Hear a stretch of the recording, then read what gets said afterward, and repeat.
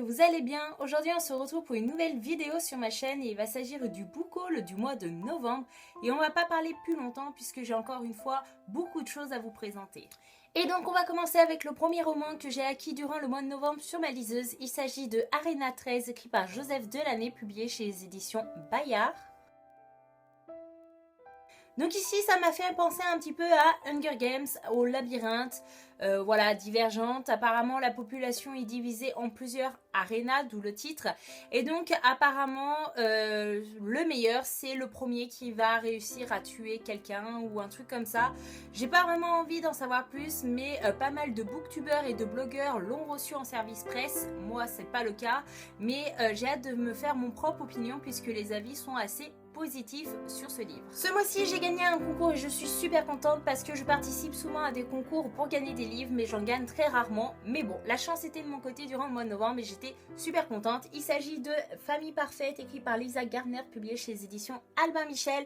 Et voilà, j'étais contente parce qu'il était sur ma wishlist, mais j'avais un frein, c'est parce qu'il coûtait quand même 22 € et moi je ne peux pas me permettre de mettre plus de 20 € dans un livre. Donc je sais même pas s'il va me plaire dans le futur et personnellement ça m'embêterait d'avoir mis plus de 20 € alors que j'arrive pas à finir le livre parce que j'aime pas du tout.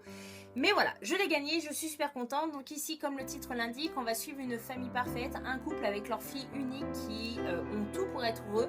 Mais un jour, ils disparaissent tous les trois, on ne sait pas où ils sont passés et donc je pense qu'il va y avoir une petite enquête très intéressante tout au long de ce livre. Ce mois-ci, j'ai reçu Le Grand Brasier qui est le tome 3 de Gardien des Cités Perdues, écrit par Channel Messenger, publié chez les éditions Lumen. Je tiens à remercier la maison d'édition de m'avoir envoyé ce livre parce que voilà, le tome 1 et le tome 2, c'était vraiment des gros coups de cœur et donc je vais lire ce livre et le chroniquer pour le blog de ninang.com, mais je vous en parlerai également sur la chaîne YouTube.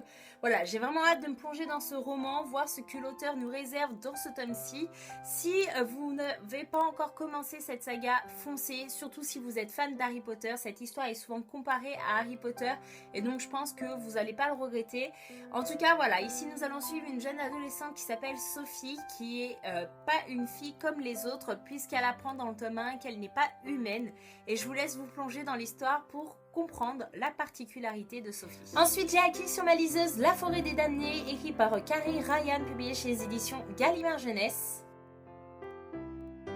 C'est un livre qui est souvent comparé au film qui s'appelle Le Village et moi c'est un de mes films préférés et je vous le conseille d'ailleurs et du coup je ne pouvais pas passer à côté. C'est un roman qui est sorti déjà depuis pas mal de temps mais voilà, j'avais jamais eu l'occasion de me pencher plus sur le résumé de ce roman et donc apparemment ici on a des villageois qui vivent dans un lieu bien précis et tout leur village est entouré d'une clôture et il faut surtout pas mettre un pied au-delà de cette clôture puisque il y a des choses qui se passent au-delà de cette clôture et moi voilà, vous savez, je suis très curieuse et j'ai envie de savoir ce qu'il y a derrière cette clôture. J'ai acheté ce mois-ci d'occasion L'accident, écrit par C.L. Taylor, publié chez les éditions Marabout. Je crois que ça fait partie de Hachette, je sais pas, je ne suis pas sûre. Je n'ai jamais entendu parler de ce livre ni sur la blogosphère ni sur Booktube, mais voilà, j'ai vu un article d'une fille qui voulait s'en séparer, elle le vendait 8 ou 9 € avec les frais d'envoi compris. Quand j'ai vu qu'il coûtait déjà 19,90 €, ben il était à même pas moitié prix, donc voilà. Donc ça va parler d'un accident et la phrase sur la couverture, c'est vraiment la phrase qui m'a donné envie de lire ce roman. Donc un secret trop lourd à porter.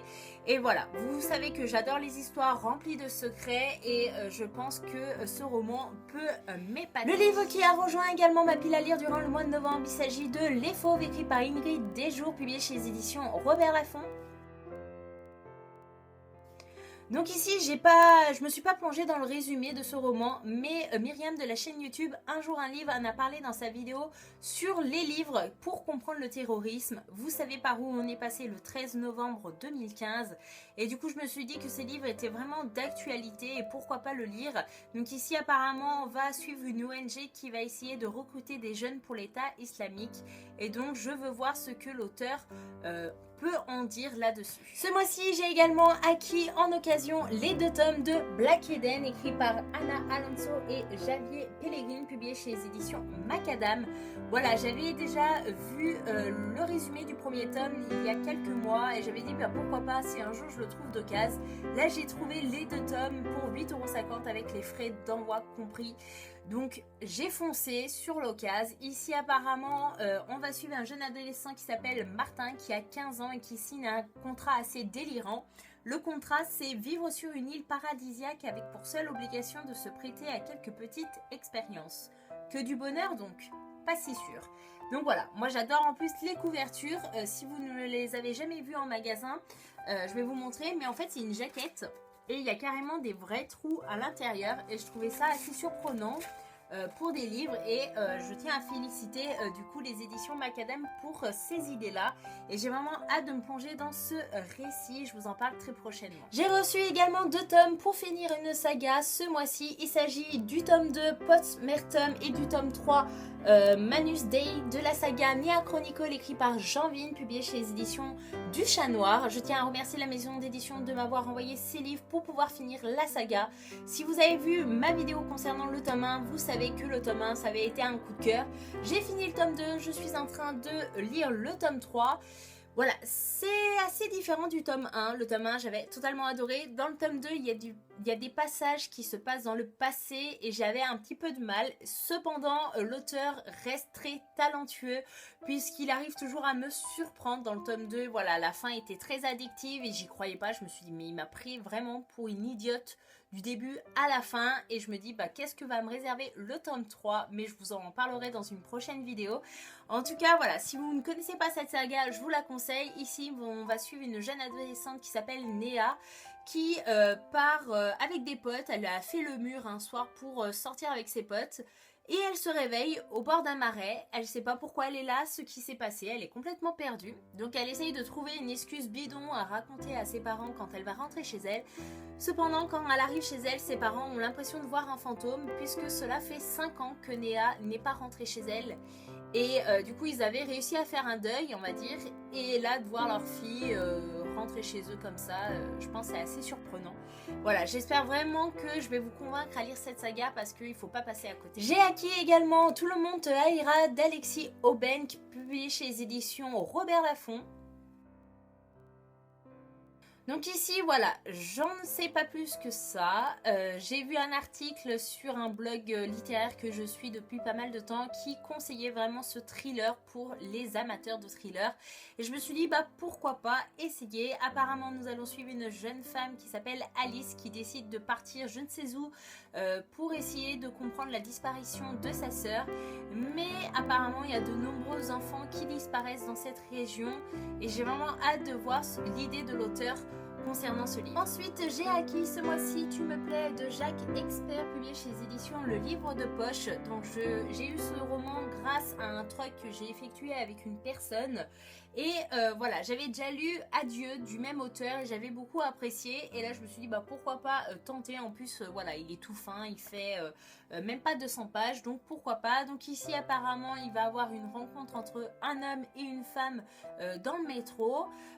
Donc tout est parfait pour l'homme puisque la femme cède à son charme très vite. Cependant, il va s'apercevoir qu'il a des pulsions assez bizarres et vraiment, je sais pas, la couverture, je pense que voilà, des lignes de métro avec du sang. Je pense que ça veut tout dire et j'ai envie d'en savoir. Et donc le deuxième livre que j'ai eu en échange dans le troc, il s'agit de Quitter le monde, écrit par Douglas Kennedy, publié chez les éditions Pocket.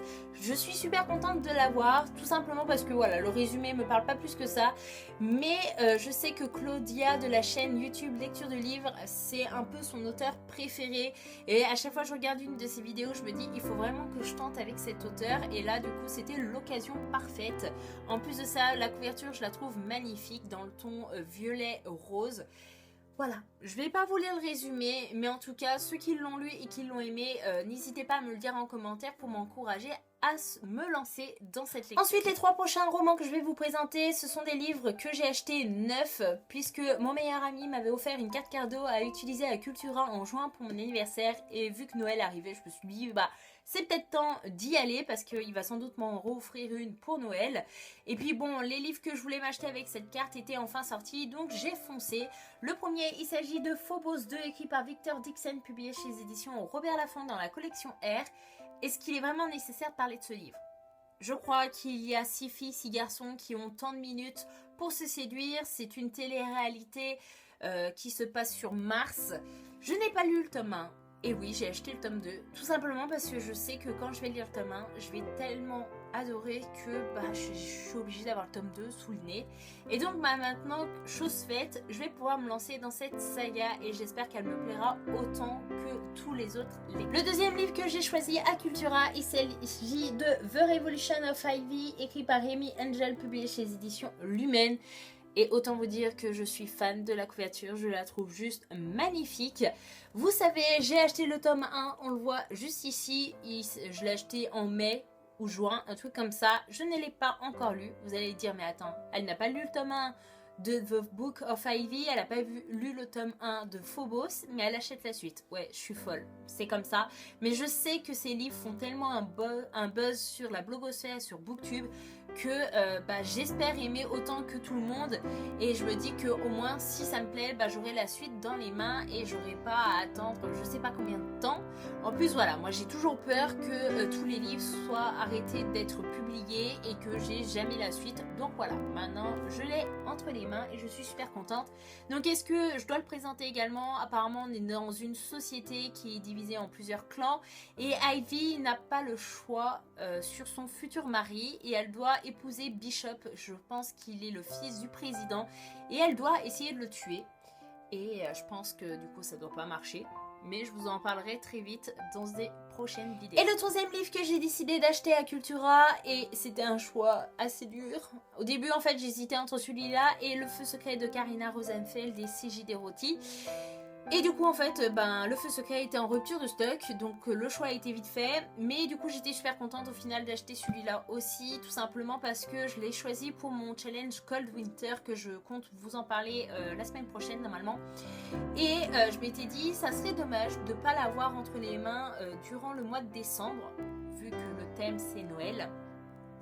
Et du coup, voilà, les choses sont bien faites quand même parfois. Et même si je suis déçue de ne pas avoir eu Le Feu secret, et j'ai quand même celui-là. Et du coup, j'essaierai de le lire durant le mois de décembre, même si c'est une sacrée brique. Il s'agit de Minuit. 12 histoires d'amour à Noël. Et donc je vais pas vous dire les auteurs parce qu'il y en a juste plein. Et c'est publié chez les éditions Gallimard Jeunesse. C'est le livre qui l'année dernière en version originale c'était un peu la même couverture mais avec les pages roses. Je pense que vous voyez de quoi je parle. La version française est très jolie également. Voilà, c'est une sacrée brique aussi. Je sais pas combien de pages il fait. Il fait presque 500 pages. Donc voilà. Est-ce que je dois vous résumer? Je pense que le titre est assez clair. 12 histoires d'amour à Noël. Je pense que dans ce monde de brut, un petit peu de romance durant le mois de Noël, ça ne pourra me faire que du bien. Et voilà, je vous en reparle très vite et j'espère que je vais vraiment apprécier ce roman. Et donc les 5 derniers romans que je veux vous présenter, ce sont des romans que j'ai achetés d'occasion à Easy Cash et j'étais super contente de mes trouvailles. Le premier, il s'agit de L'ombre de l'autre femme, écrit par Dorothy Compson, publié chez les éditions France Loisirs. J'adore totalement la couverture, elle est assez sombre. Ouf, voilà. Et donc ici on va suivre une femme qui s'appelle Libby qui va rencontrer son futur époux, donc Jacques. Et donc elle est super contente, elle est super heureuse et elle emménage avec. Sauf qu'au bout de 4 mois, elle va s'apercevoir que son époux est assez bizarre, qu'il est vachement obsédé par son ex-femme et qu'il a un comportement de plus en plus étrange. Et je pense que voilà, je vais être bien surprise par l'auteur. Et la couverture fait son job, je pense. Je pense que je vais avoir peur. Mais bon, tant pis. J'ai acheté également Le Chuchoteur de Donato Carisi, publié chez les éditions Le Livre de Poche. Et oui, encore un thriller. Vous savez que j'aime les thrillers, tout ce qui est polar, tout ce qui est assez sombre. Oui, vous allez vous dire, mais elle a plein de thrillers et elle nous en a pas encore parlé. Oui, mais parce que voilà, je ne peux pas tout lire tout d'un coup. J'ai tellement de livres dans ma pile à lire. Mais voilà, celui-là, il était à 1,50€ au lieu de 7,50€. J'ai quand même fait une bonne affaire. En plus de ça, dans la dernière vidéo de Moody, elle en parlait et elle disait que ce livre l'avait fait totalement flipper. Et je me suis dit, pourquoi pas. Donc ici, on va avoir une histoire où il y a 5 petites filles qui ont disparu, qui ont été tuées. Et apparemment, leurs morts ont été tellement bien mises en scène qu'on peut être qu'épaté, et du coup j'espère que ce livre va me plaire autant qu'à Moody, mais en tout cas la couverture est assez dégueulasse, mais bon, Je suis les conseils de mes copines booktubeuses. Ensuite, j'ai acheté Je voudrais que quelqu'un m'attende quelque part d'Anna Gabalda, publié chez les éditions France Loisirs. Il était neuf. Voilà, je me demande si la personne qui l'a posé à Easy Cash l'a lu au moins une fois. Pour 1,50€ ou 2€, je me suis dit pourquoi pas. C'est une auteure qui est quand même beaucoup appréciée. Je compte lire Ensemble c'est tout, qui est très recommandé par Émilie de la chaîne YouTube Build Up, et j'espère qu'il me plaira autant qu'à elle. Et du coup, j'ai rajouté celui-là dans ma pile à lire, sachant qu'au début, je me suis dit, bah, bof. Et au final, en lisant le résumé, apparemment, le personnage de l'auteur se trouve dans une gare et elle va inventer la vie de certains passants, de certains inconnus qui sont présents autour d'elle. Et je me suis dit, bah, l'idée, elle est quand même assez intéressante. Et ça doit être assez divertissant de se poser à quelque part, de regarder quelqu'un qu'on ne connaît pas et de s'imaginer sa vie. Et je pense que des fois, on va être vachement surpris parce qu'on va peut-être s'imaginer que le gars en face de nous, il est banquier, qu'il a une femme, un chien, 3 gosses, et qu'au final, bah non, ça se trouve, c'est le vieux Tanguy. Et voilà. Et je pense que c'est assez divertissant à faire comme truc, et j'espère être surprise. Et les deux derniers romans que j'ai trouvés à Easy Cash, et je suis super contente, il s'agit du tome 2, La couleur de la haine, et le tome 3 de Le choix d'aimer, écrit par Mallory Blackman, publié chez les éditions Macadam. Ce sont des livres qui font partie de la saga Entre chien et loup. J'avais eu le tome 1 en cadeau à Noël dernier, il me semble. J'avais trouvé à Easy Cash le tome 4 2 semaines après, il me semble. Et du coup, là, quand j'ai vu le tome 2 et le tome 3, je me suis dit pourquoi pas, à 2,50€ chacun. Au moins, ça complétait ma collection dans la bibliothèque, et je suis super contente. Ici, si vous ne connaissez pas encore l'histoire de la saga, c'est une question de racisme, mais inversée, c'est-à-dire que ce sont les noirs qui ont le pouvoir, qui sont bien vus, et ce sont les blancs qui sont des sous-merdes. Oui, voilà, clairement, c'est ça le truc, en fait. Et voilà, ma vidéo boucle du mois de novembre est enfin terminée. J'espère que ça vous aura plu, que ça vous aura donné des idées de lecture. En tout cas, n'hésitez pas à me dire en commentaire si vous en avez lu quelques-uns, histoire de m'encourager à les sortir de ma pile à lire. Et je vous dis à bientôt dans une prochaine vidéo. Bye bye!